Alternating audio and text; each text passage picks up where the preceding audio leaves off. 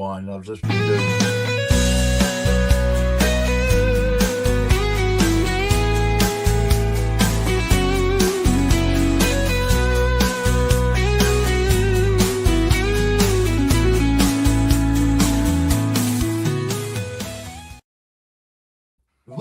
Bienvenue. Welcome once again to another property podcast.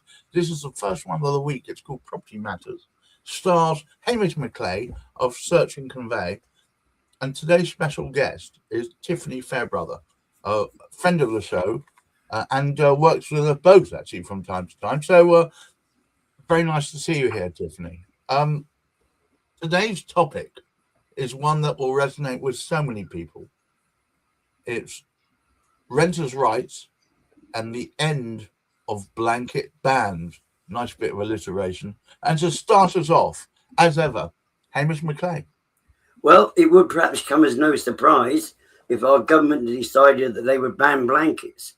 But that isn't the topic of conversation. When we speak about a blanket ban, and it's just creating awareness yet again, what we try and do with so many of our podcasts is create awareness to people out there, because a lot of things happen that people are not made aware of as sort of moving forward, but they become very, very important in the order of things.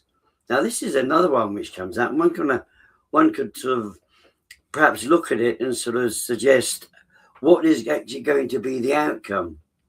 Now, this is putting the onus on landlords to when they go around advertising their particular sort of properties as being vacant, they're looking for somebody, they're looking for a new tenant, they're looking for a new resident, that they cannot put down within their advertisement no pets or professionals only, or comments of that particular nature. And the tragedy of that is, ultimately, the solution, or in fact the offering, still comes down, the landlord makes the ultimate decision. It's not the person that's applying that makes the decision, because there's no reason why once the landlord goes through it, he just doesn't come back to what he was going to say in the first place. What could happen, and we will discuss this, because Tiffany Ford, she knows a little bit more about it than I do.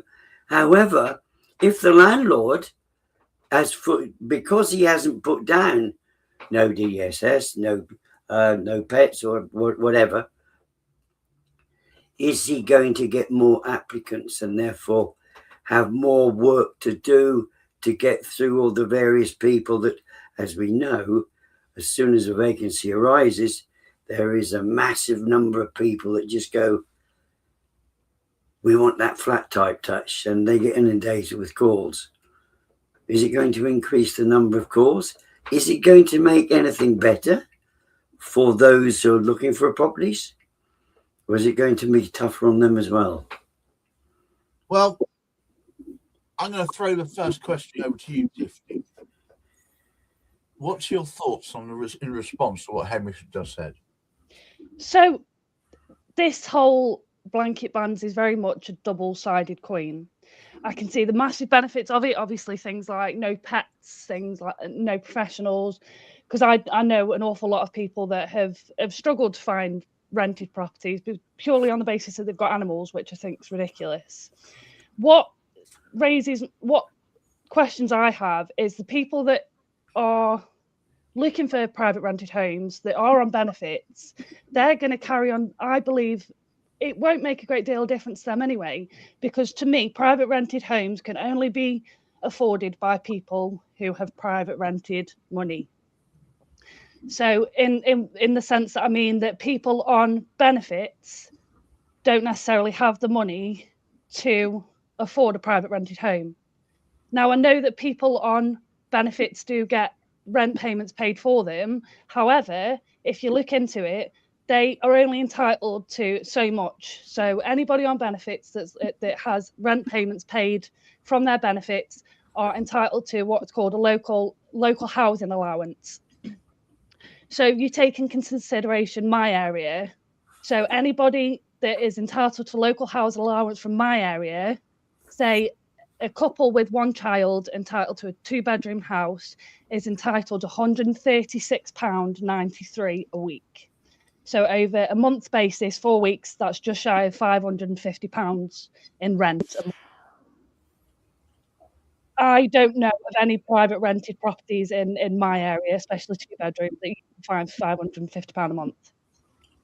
So anybody who is on benefits that would be looking for a private rented house would still be looking at paying out £150, £200 plus extra towards our rent.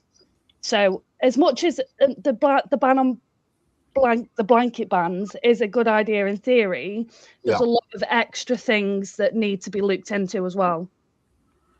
So what you're saying is that it may appear to be an easy way through, but in fact it comes with its own pitfalls.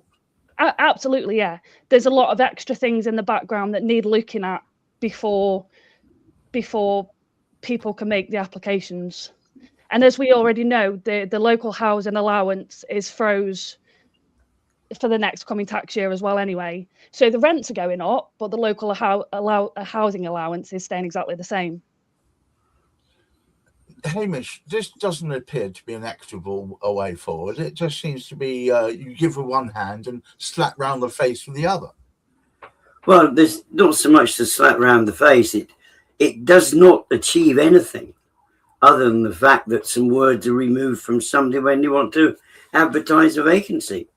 It's still up to the landlord as to who he considers to be the most effective resident, tenant, client, whatever one wants to sort of put on it. He still makes that final decision. So just by taking words away from it, there are many more difficulties. I mean, Tiff has actually explained one of the most serious ones is the local housing allowance, because I mean we had this in the insane situation. We can't just blame this government for it, because the Conservative government had done it previously, and it was only in 2024 that the local housing allowance was unlocked slightly and improved, so it could make it more selectable, if you like, for those who are looking for those who are sort of trying to find a property with housing benefits. But of course, what has happened, and there's 3 or 4 things sort of happened, sort of in between that. First of all, the government's taken over control, which has actually, because of various impositions so far in the 18 months that they've been there, they've pushed up rents. So that gap between what the allowance and what people can actually sort of are expected to pay has made it much, much bigger. But it's still not, whatever happens, it's still not going to change the thoughts and the needs. We need to look at the needs of the landlords. Landlords are not philanthropists. They would like, in many, many respects, and we know about some of them. I mean, Silas, who joins us quite regularly, so says it's far better and far more if you can maintain the rent at whatever it happens to be for as long as you possibly can, and only increase it when necessary. Now, this is what the private landlords do, and this is good to actually sort of see. However, to make life much, much easier for somebody looking for a property, it's not going to make it any easier at all. Because as Tiff was explained to me yesterday about one particular client he knows of who spent something like, perhaps next door, Tiff explained, who was trying to find a property where she could actually sort of rent it out because she had pets. A lot of people have pets, and, they're a great, great thing for anybody to actually sort of have. Our conversation earlier about cats and cat trays and such like things that came to the fore. However, what we would like to see, if we are going to introduce any kind of legislation, we would like it to simplify things and not complicate it. And I personally don't actually see doing that. But what we should point out is the whole object of this particular podcast is to create the awareness in people that this is going to be the norm as of, in fact, I'm sure, I can't remember what the dates are. I don't know the specific date, but it's about to happen, like Yeah. many of the other things that are about to actually sort of come in. Yeah, it's definitely imminent. Tiffany, how will this affect you going forward? It won't particularly affect me, but it will affect a lot of people that I know. Like I've said previously, both in good and potentially not so good positions.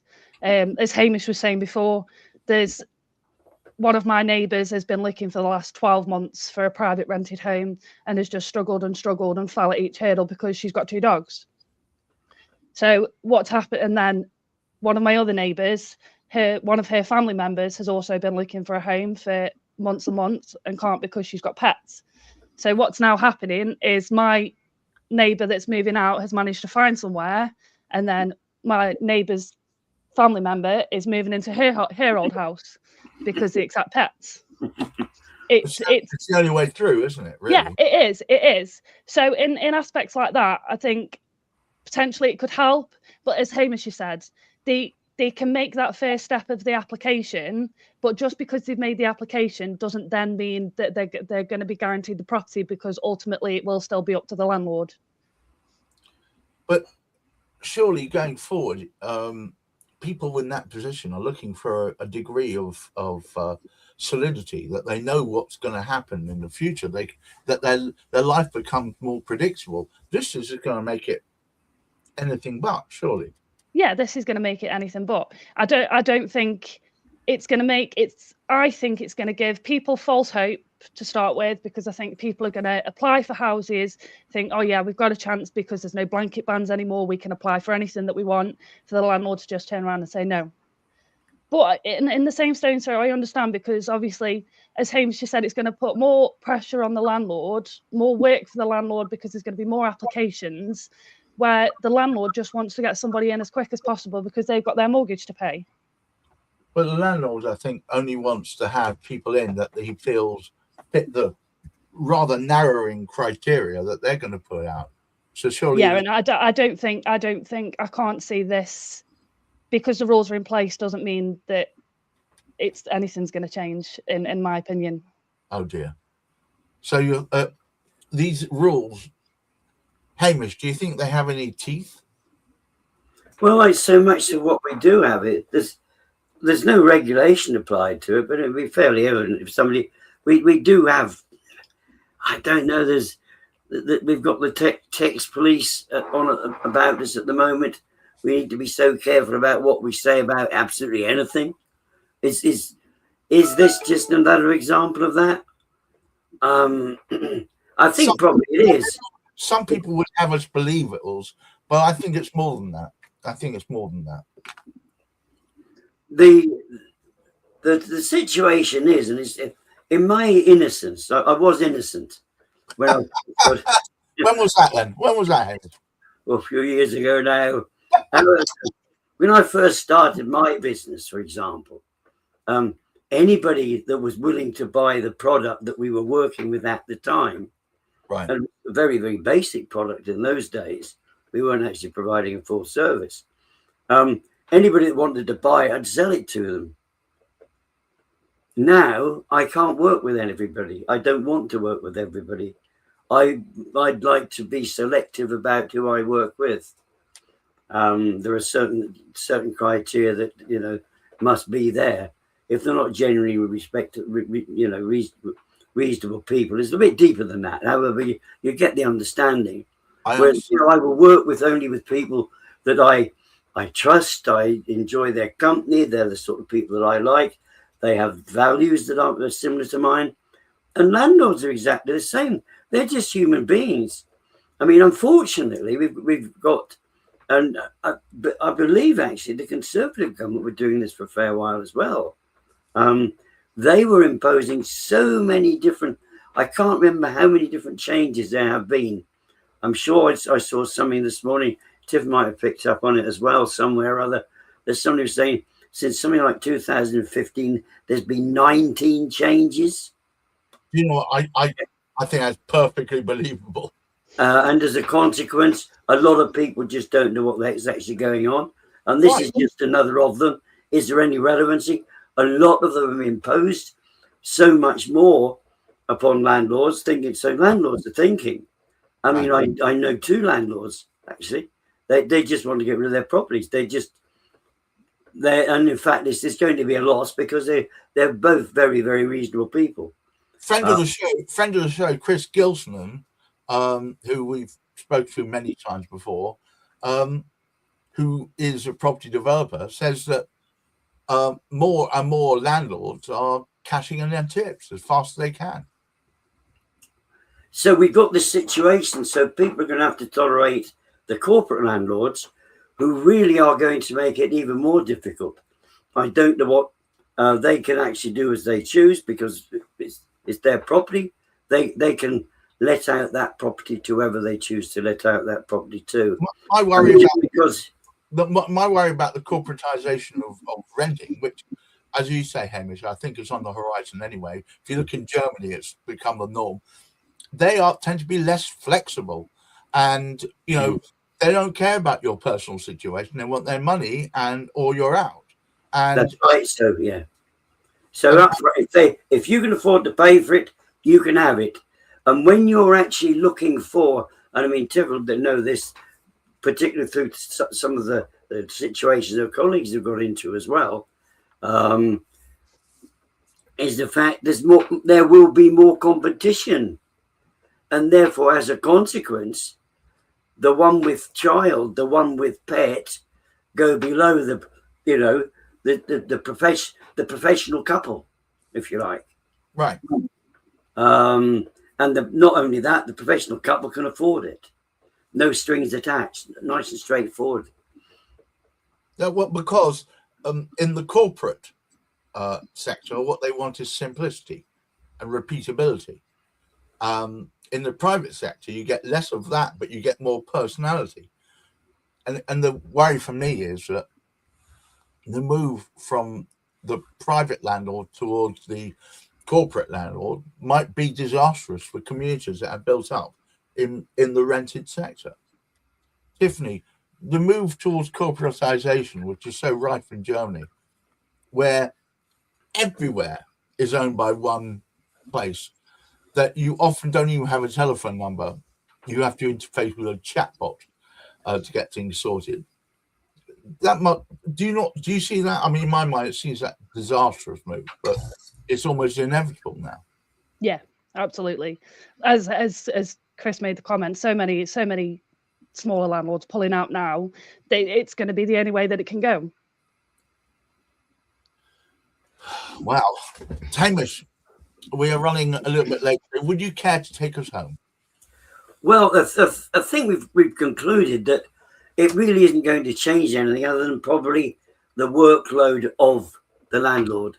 It's not going to make it easier, and it's probably going to make it slightly more difficult for those putting in an application, because the thing is, people will look at it and say, oh, this is nice. In fact, Tiff mentioned this. Oh, look, this is nice and straightforward. There aren't any restrictions here. Let's apply. It's like applying for a job where nobody sort of suggests what the qualifications or what the criteria are for you to put in that application. You need to put something in there to give people the appropriate target, because then you say, well, that's a waste of time looking at that. Right. There's 35 properties coming up. Only 5 of those are going to be available to those people who are getting, they're working on benefits. It might even be less than 5 out of 35. And out those 5, only one of them will take cats and dogs. Yes. So it's the various complications. If people were allowed to display what they could say, if they could say, oh, we can take dogs, we can take cats, we can take anything we can actually do, it would be far better. It would be a far more presentable way for landlords to be able to do it. So here we've got legislation complication instead of legislation simplification. And it's just taking words out from one direction, but it doesn't help anybody in the long run. It rather actually makes a bit more work, sadly, But it's not offering any solution, which is a bit of a shame. It would be good to see a solutions. Would be good to see people being able to describe exactly what they could accept, because some people, and it's worth looking at this, because some of those smaller private landlords, they perhaps don't have that much to spare. There was an investment, this particular property, and there might, because of what they're doing, they've kept that rent, kindly kept that rent down. They don't want to go to the increases. There, if you call it a profit margin, it's very often not even necessarily sort of profit. But if they're very, very low sort of margins there, and all of a sudden the expectation comes up, they've got to do that a little bit more. The local housing sort of affordability isn't such any longer, because they're like, as Tiff explained earlier, the rents have gone right up. So anybody who's sort of on benefits cannot afford those anyway. So altogether, nobody benefits. So the landlord says, I'm off ski. So, well, in the words of a Frenchman from 1850, plus ça change, plus c'est la même chose. The more things change, the more that they stay exactly the same. I'm neither buoyed up nor too dismayed by that. Frankly, I think there's more to come. Thank you so much, Tiffany, for taking the time to be here. Hamish, thank you for helping set this up. And to all of you watching, I saw about 50 of you suddenly arrive, and then after about 10 minutes leave. Do come back next time. We're going to be talking about more topics that affect everyone in the property market.